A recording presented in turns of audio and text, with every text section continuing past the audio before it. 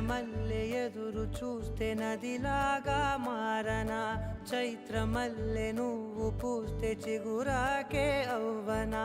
నన్నే వరించే యువరాజును అంట నీ యువరా